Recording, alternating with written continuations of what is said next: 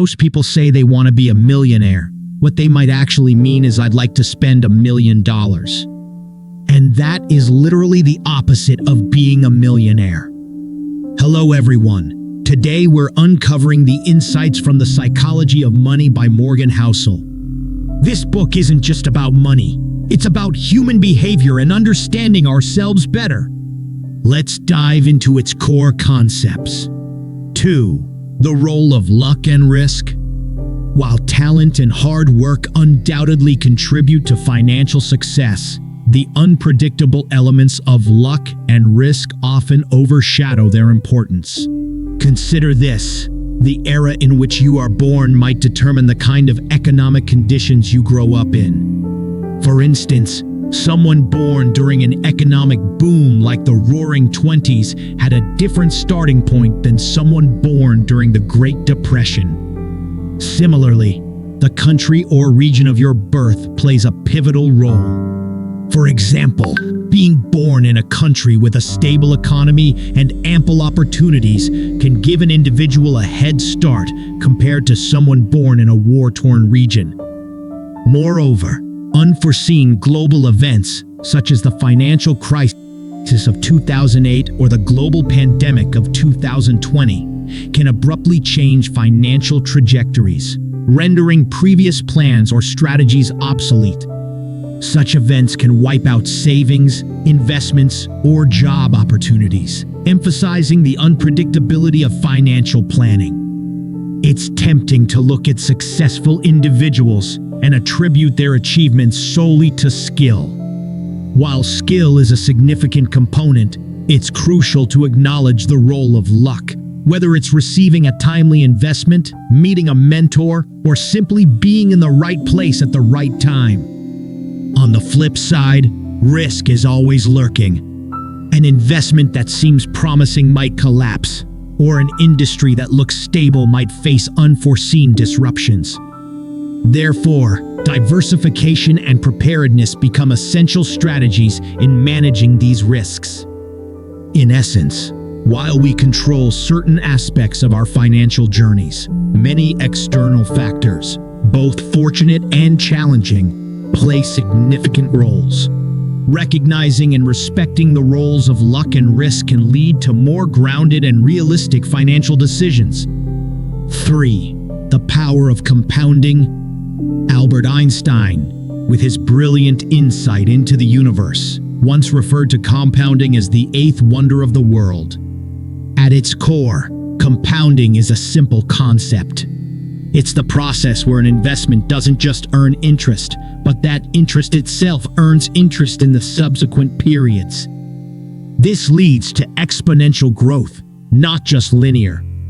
To put it in perspective, consider this: if you invest $1,000 with a 10% annual return, the first year would give you $100 in interest.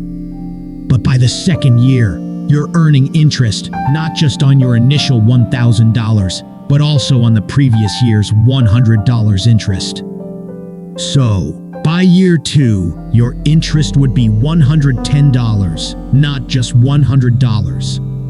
As years go by, this difference becomes more pronounced.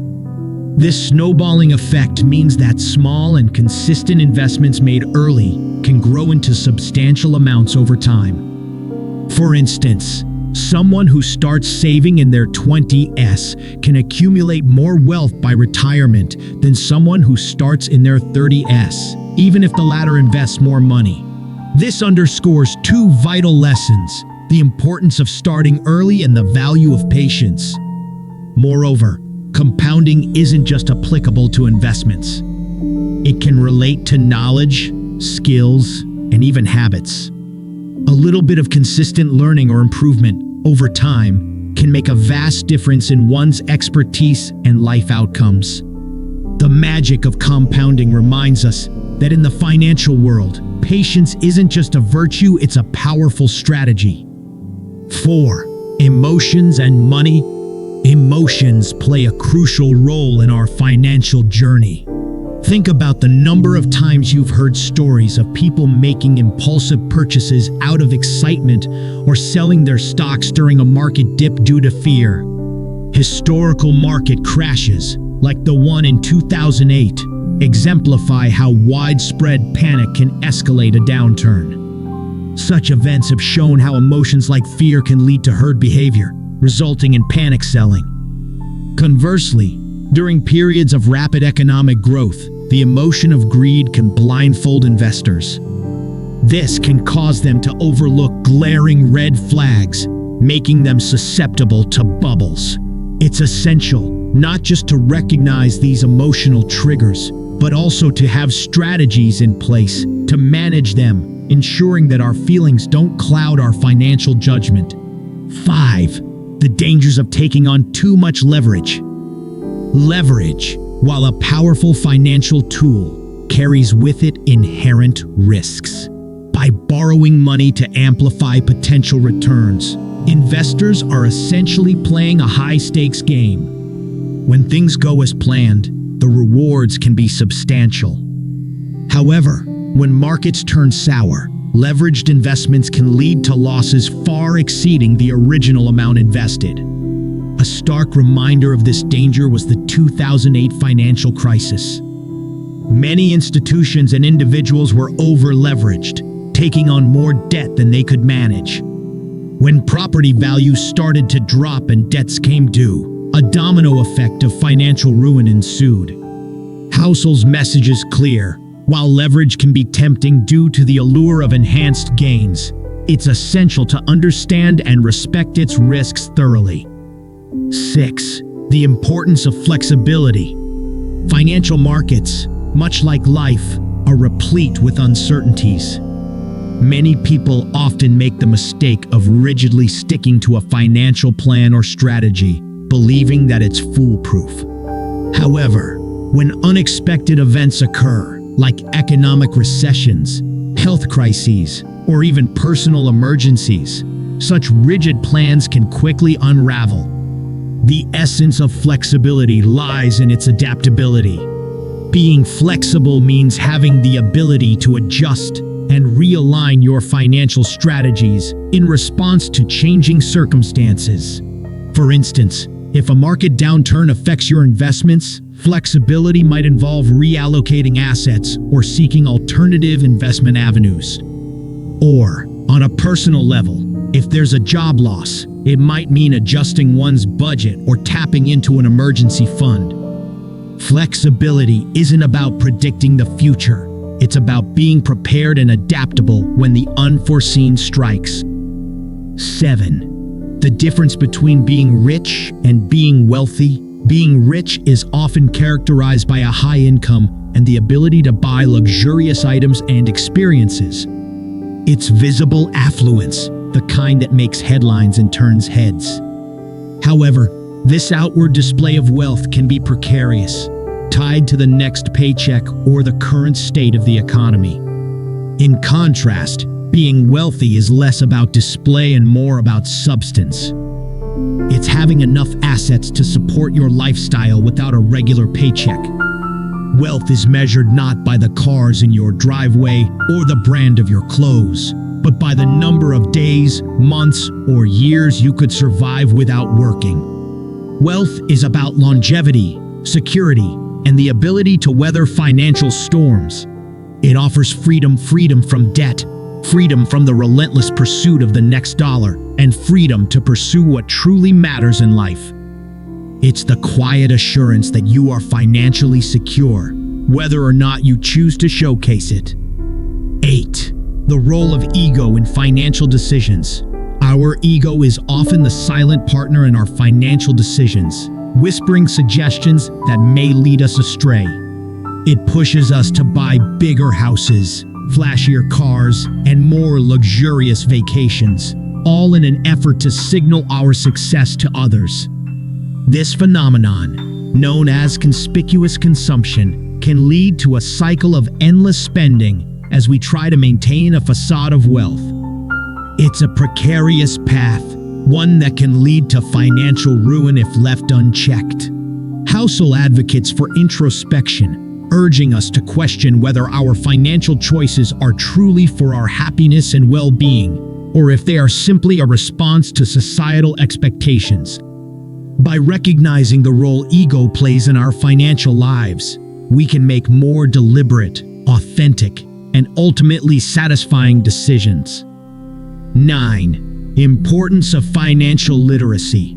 Financial literacy is the bedrock upon which a stable financial future is built.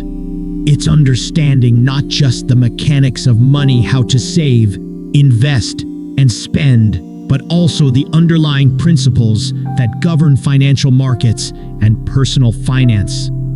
This includes a grasp of concepts like compound interest, the time value of money, and diversification. Financial literacy empowers us to make informed decisions, helping us to distinguish between sound investments and dubious schemes.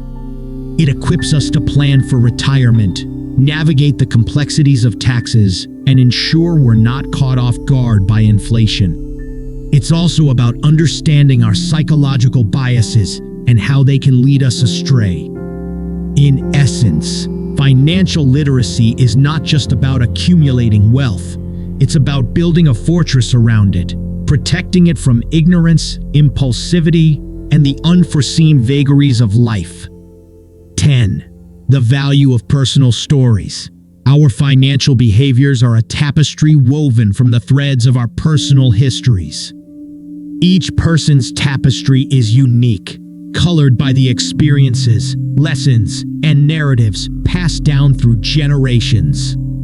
These stories shape our attitudes towards saving, spending, and risk-taking. For instance, someone who grew up in an economically unstable household may develop a propensity for saving, valuing security above all else.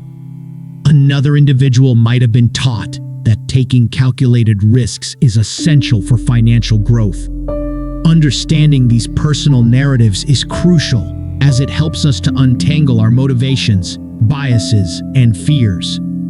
It allows us to confront and amend the stories that hinder our financial health and to reinforce those that empower us.